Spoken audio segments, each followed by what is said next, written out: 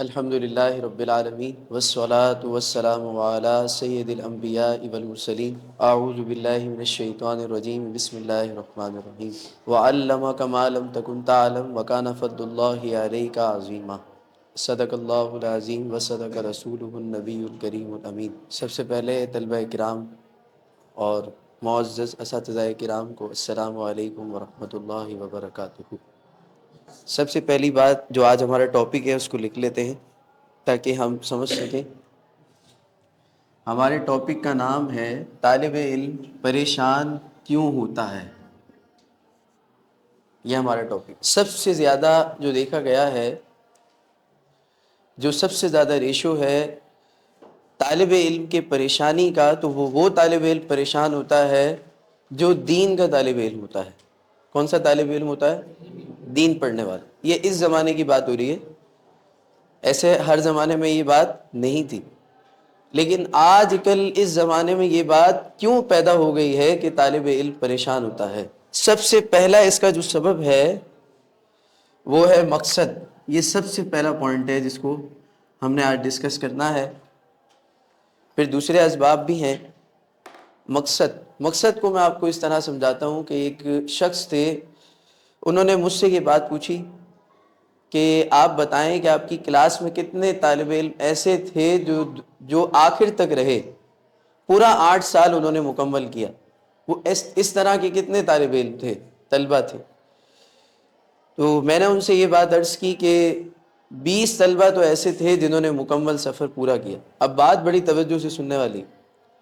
وہ کہنے لگے کہ یہ بتائیں ان 20 میں سے کتنے طلبہ ایسے تھے جو کلاس میں یہ ذہن رکھتے تھے کہ ہمیں آگے دین پڑھانا ہے، ہمیں آگے دین کی خدمت کرنی ہے، ٹھیک ہے؟ ایسے کتنے طالب علم تھے؟ تو کہتے ہیں ایسے طالب علم کی تعداد، میں نے ان کو بتایا 4 یا 5 طالب علم ایسے تھے جو یہ ذہن رکھتے تھے کہ ہمیں آگے دین ہی پڑھانا ہے، ٹھیک ہے نا؟ اگلا جملہ ان کا بڑا زبردست تھا۔ وہ کہتے ہیں اب یہ بتائیں کہ اب آپ کی فراغت کو کتنے سال ہو گئے؟ میں نے کہا 3 یا 4 سال ہو گئے، ہم فارغ ہو چکے ہیں۔ تو کہنے لگے یہ بتائیں آپ کی کلاس میں فارغ ہونے والے طلبہ کی تعداد 20 تھی، لیکن ان 20 میں سے کتنے طلبہ ایسے ہیں جو ابھی پڑھا رہے ہیں اور آگے دینی خدمات سر انجام دے رہے ہیں؟ تو میں ان کو بتایا 4 یا 5۔ کہہ رہے ہیں بس باقی کیا کر رہے ہیں؟ میں نے کہا باقی دنیاوی فیلڈ میں ہے یا کہیں اور ہیں، لیکن دینی جو ہے نا معاملات سے ان کا تعلق کم ہے۔ تو وہ کہنے لگے یہ بتائیں وہ جو 5 طالب علم ابھی دین پڑھا رہے ہیں وہ کون سے 5 طالب علم ہیں؟ تو میں نے ان کو بتایا یہ وہی 5 طالب علم ہیں جو کلاس کے اندر یہ ذہن رکھتے تھے کہ ہمیں دین پڑھانا ہے۔ تو یہ وہ میرے منہ سے انہوں نے کیوں نکلوایا؟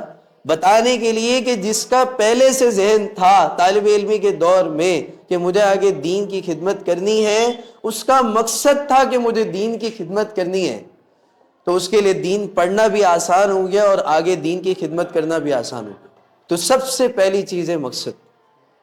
اور یہ مقصد ایسا نہیں ہے کہ آپ نے 8 سال بعد بنانا ہے، آپ نے اپنے مقصد کا تعین جلدی سے جلدی کرنا ہے۔ یاد رکھیے گا جس بندے کا مقصد نہیں ہے اس بندے کی زندگی کا کوئی فائدہ نہیں ہے، کیونکہ ہر بندے کی زندگی کا کوئی نہ کوئی مقصد ہوتا ہے۔ اگر اس کو مقصد پتہ ہی نہیں ہے تو وہ کہاں چل رہا ہے؟ اس کو راستہ ہی نہیں معلوم۔ منزل تک تو پہنچنا دور کی بات ہے، اس کو تو یہ بھی نہیں پتا کہ راستہ کون سا ہے، اس کو تو یہ بھی نہیں معلوم کہ مجھے کس راستے پر جانا ہے۔ تو سب سے پہلی چیز ہے مقصد۔ اور اس مقصد پر کون چل سکتا ہے؟ اب بات یہ ہے کہ اس مقصد کو ہم بنائیں کیسے؟ تو یاد رکھیے گا سب سے زیادہ انسان کی زندگی میں جو اثر انداز ہونے والی چیز ہے نا وہ ہے صحبت۔ کیا ہے؟ صحبت۔ اگر آپ نے اپنا مقصد یہ بنانا ہے کہ مجھے دین پڑھانا ہے یا مجھے دین کی خدمت میں لگنا ہے، تو پھر آپ نے دین پڑھنے پڑھانے والوں کے ساتھ رہنا ہے، تو آپ کا مقصد خود بخود یہ بن جائے گا اور بآسانی بن جائے گا۔ اب آپ کے ذہن میں سوال آئے گا کہ حضرت استاد صاحب یہ تو بتائیں دین پڑھانے والے تو بہت سارے ہو گئے ہیں اب معاشرے میں، 2 سال میں 4 سال میں ڈگری مل جاتی ہے، دین پڑھنے کا سرٹیفکیٹ مل جاتا ہے، یہاں تک کہ 5 سال میں تو تخصص بھی ہو جاتا ہے۔ ایسے بھی جگہیں ہیں جہاں 5 سال کے اندر تخصص ہو جاتا ہے، تو اب میں آپ کو اس کی ایک بات بتاتا ہوں. ایک بہت بڑے عالم دین، ان کے پاس ایک بندہ آیا اور کہتا ہے کہ میرا جو بچہ ہے نا حضرت، اس کو آپ رکھ لیں دین پڑھانے کے لیے، یعنی 8 سال اس کو اپنے پاس رکھیں اور اس کو پڑھا دے دین، لیکن جب یہ 8 سال بعد نکلے تھے تو اس کو سب کچھ آتا ہو. تو وہ بزرگ کہنے لگے، وہ عالم دین کہنے لگے کہ میں آپ سے معذرت کرتا ہوں، میں یہ کام نہیں کر سکتا. وہ کہتے ہیں کیوں؟ آپ یہاں پڑھانے کے لیے بیٹھے ہیں، آپ کے پاس اتنے سارے طلبہ ہیں، تو میں نے آپ سے کون سی غلط بات بولی ہے؟ بولا آپ یہ کہہ رہے ہیں کہ 8 سال میں اس کو پورا دین پڑھا کر باہر نکال دیں، میں یہ نہیں کر سکتا، کیونکہ 8 سال کے اندر تو صرف طالب علم یہ سمجھتا ہے کہ کتاب کو کھولا کیسے جاتا ہے. 8 سال میں صرف یہ سمجھتا ہے کہ مجھے کتاب کو پڑھنا کیسے. پڑھنا اس نے نہیں شروع کیا ہے، پڑھنا تو وہ 8 سال بعد شروع کرتا ہے. 8 سال تک تو اس نے کچھ بھی نہیں کیا، صرف یہ سیکھا ہے کہ مجھے کتاب کو پڑھنا کیسے ہے بس. تو آپ کہہ رہے ہیں میں سب کچھ پڑھا دوں، تو یہ تو ممکن ہی نہیں ہے. 8 سال میں کیسے ہو گئے؟ تو انہوں نے 8 سال کی بات کی. اور یہ کچھ سال پہلے، بلکہ ابھی بھی ایسی جگہیں ہیں جہاں مکمل عالم دین کا کورس 16 سال کے اندر ختم ہوتا ہے. کتنے سال لگتے ہیں؟ ہمارے بزرگان دین 16 سال پڑھتے تھے علم دین کو. 8 سال تک وہ یہ کتابیں پڑھتے تھے جو آپ پڑھتے ہو، اور پھر بقیہ 8 سال ان کو وہ پڑھایا جاتا تھا جو آگے کا لیول ہے. وہ آگے کا لیول کون سا ہے وہ ہم نہ جانتے ہیں. اور آپ کو میں ایک بات بتاؤں، وہ 8 سال جب سے ختم ہوئے ہیں نا، جب سے علم دین کی جو روحانیت ہے وہ بھی ختم ہو گئی. وہ کون سے 8 سال تھے پتہ ہے؟ جب وہ 16 سال پڑھ کے طالب علم نکلتا تھا نا، تو وہ اللہ کا ولی بن چکا ہوتا تھا. اس کے اندر وہ 8 سال وہ کیا کرتے تھے؟ 8 سال تو وہی پڑھتے ہو جو آپ پڑھتے ہو، وہی 8 سال وہ کرتے تھے. بقیہ 8 سال وہ صرف ایک علم پڑھتے تھے، اس علم کا نام ہے ادب. اب ادب میں 8 سال لگے تو وہ ادب کی کتابوں کو پڑھتے تھے. ادب کی پوری ایک باقاعدہ ہسٹری ہے، پوری ایک کتابیں، جس کو آج کی لینگویج میں، آپ کی لینگویج میں تصوف کہا جاتا ہے. کیا کہا جاتا ہے؟ تصوف کہا جاتا ہے. وہ 8 سال تک تصوف پڑھتے تھے، اور جب وہ نکلتے تھے تو وہ ولایت کے بہت بڑے مقام پر فائز ہو چکے ہوتے تھے. اور پھر جب وہ پڑھانے بیٹھتے تھے، جنہوں نے 16 سال پڑھا ہے، تو آپ ان کے پڑھانے کا انداز دیکھو. محدث اعظم پاکستان علیہ رحمہ، بہت بڑے عالم دین، اتنے بڑے عالم دین کہ جس وقت آپ پڑھانے کے لیے مسند تدریس پر بیٹھتے تھے تو آپ سے بڑا کوئی عالم ہی نہیں تھا اس وقت. ایسے عالم دین. اب آپ دیکھیں تو صحیح، علماء کرام کا اللہ تعالیٰ نے قرآن میں کیسا ذکر فرمایا کہ علماء کی شان ایسی ہے، علماء کی بات ایسی ہے کہ جب علماء کا ذکر کیا جاتا ہے تو اس سے بڑی تو کوئی منصب اور کوئی سیٹ ہی نہیں ہے، سب سے بڑی سیٹ ہے. اور آج طالب علم عالم بن رہا ہے اور وہی سب سے زیادہ پریشان ہے کہ مجھے کیا ملے گا. کس بات سے پریشان ہوتا ہے؟ کہ مجھے کیا ملے گا. اب میں آپ کو میری بات بتاتا ہوں جو میں نے ابتدا کی. ہم کلاس میں 25 طلبہ تھے جو فارغ ہوئے، اس میں سے 5 طلبہ دین پڑھا رہے ہیں اور باقی سب دیگر کاموں میں لگے ہوئے ہیں. وہ سارے طلبہ ہم واپسی ملتے ہیں، لیکن آپ کو بتائے میں نے اپنی آنکھوں سے دیکھا ان کو، اور میں ان سے جا کر ملا، ان کے پاس بیٹھا. تقریباً لڑکوں سے میں ملا جب میرے جو ساتھ پڑھتے تھے. یقین سے آپ کو کہتا ہوں کہ جتنی عزت کی روزی سکون کے ساتھ دین پڑھانے والے کو مل رہی ہے نا، وہ ان کو نہیں ملتی. صحیح آپ کو بتا رہا ہوں، بالکل صحیح بات بتا رہا ہوں. آپ اس کو سمجھیں، یقین کریں. صرف ہمیں یقین کی دولت ہمارے پاس ہونا. اور اگلا ٹاپک جو ہوگا انشاءاللہ، وہ آج بھی میں اس کے بارے میں کچھ ابتدا کروں گا. وہ دوسرا جو ٹاپک ہے نا ہمارا، جو دوسرا پوائنٹ ہے وہ یقینی. جو سیکنڈ پوائنٹ ہے نا وہ یقینی. یقین کیا ہے؟ یقین کسے کہتے ہیں؟ یقین کے بارے میں تصوف کی کتابوں میں اور دیگر کتابوں میں بہت کچھ لکھا گیا ہے یقین پر. یقین بہت بڑی اللہ کی نعمت ہے. سب سے پہلی بات تو اللہ کی نعمت ہے. یقین کیا ہے؟ اللہ کی بہت عظیم نعمت ہے. اور اتنی عظیم نعمتیں، اتنی عظیم نعمتیں کہ جس کے پاس یقین ہو، اس کے بارے میں حضور نے کیا فرمایا؟ حضور نے فرمایا، نبی کریم صلی اللہ علیہ وسلم فرماتے ہیں کہ جس انسان کے پاس 2 چیزیں موجود ہوں، پوری کائنات اس کے پاس موجود ہے. پوری کائنات. 2 چیزیں. پہلی چیز جو حضور نے فرمائی، معاف کرنے کی طاقت. کیا فرمایا؟ کہ جس کے پاس درگزر والا جذبہ ہو نا، کہ جس کے اندر معاف کرنے والی کوالٹی ہو، تو وہ بہت بڑی منزلوں کو پا لیتا ہے. اور دوسری بات فرمائی یقین کی دولت. اور پھر حضور نے ایک اور بات فرمائی کہ تم دعا کرتے وقت ان دونوں چیزوں کو اللہ سے مانگو، کہ اللہ سے یقین مانگو اور اللہ سے معاف کرنے کی جو قوت ہے وہ مانگو، کیونکہ یہ دونوں چیزیں اللہ سے مانگو گے اور یقین کے ساتھ مانگو۔ اور مسلم شریف کی حدیث پاک میں آتا ہے اللہ کی بارگاہ میں اگر کوئی ایسے دعا کرتا ہے، کس طرح سے اللہ نے بیان فرمایا حضور کی بارگاہ میں کہ میرے بندوں کو دعا کرنے کا طریقہ اور سلیقہ بتائیں، کہ میرے بندوں کو کہیں ایسے دعا نہ کریں کہ پتہ نہیں اللہ دے گا کہ نہیں دے گا، یقین کے ساتھ دعا کریں بھائی میرا رب ہے مجھے ضرور دے گا، کیوں نہیں دے گا وہ؟ یہ کیسی بات ہے؟ اللہ پر تمہیں اللہ تعالیٰ کیا دینے پر قادر نہیں ہے؟ تو پھر یہ کیسے ہو سکتا ہے کہ تم دعا اس طرح مانگو کہ پتہ نہیں دے گا کہ نہیں دے گا؟ اللہ نے خود منع فرمایا میرے سے ایسے دعا مت کرو۔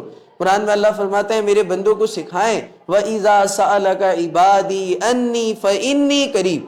اللہ کیا فرماتا ہے کہ آپ سے میرے بندے سوال کریں کہ رب کہاں ہے اور میرا رب جو ہے وہ میرے مجھ سے کتنا قریب ہے، تو اللہ فرماتا ہے کہ میں بندے سے سب سے زیادہ قریب، سب سے زیادہ میں قریب، اور اتنا قریب ہوں کہ دوسرے مقام پر 26ویں پارے میں اللہ نے فرمایا میں بندے کی شہرک سے بھی زیادہ قریب ہوں۔ شہرک کیا چیز ہے؟ شہرک تو آپ نے دیکھی بھی نہیں ہے۔ شہرک کیا چیز ہے؟ ہمارے جسم کے اندر ایک نس ہے، جو انسان جس نس پر چل رہا ہوتا ہے زندہ رہتا ہے، اللہ تعالیٰ اس سے بھی زیادہ قریب ہے، اللہ فرماتا ہے۔ تو اللہ تو اتنا قریب ہے، پھر ہمیں کس بات کی فکر کرنی ہے؟ اچھا پھر ہمارے استاد محترم کے بارے میں آپ کو بتاتا ہوں کہ طالب علم کیا ہوتا ہے۔ طالب علم پریشان ہوتا ہے نا، آپ یہ چیز سنیں گے نا کہ جس کو یقین ہوتا ہے وہ طالب علم پریشان نہیں ہوتا۔ استاد صاحب جب پڑھنے کے لیے تشریف لے گئے لاہور نا، تو اس وقت استاد صاحب کی عمر تھی تقریباً 15 سال تھی یا 16 سال عمر تھی استاد صاحب، بلکہ اس سے بھی کم تھی، 13 یا 14 سال ہوگی۔ استاد صاحب جب پڑھنے کے لیے گئے دین، تو وہاں پر طلبہ کی تعداد پوری ہو چکی تھی، استاد صاحب لیٹ ہو گئے تھے۔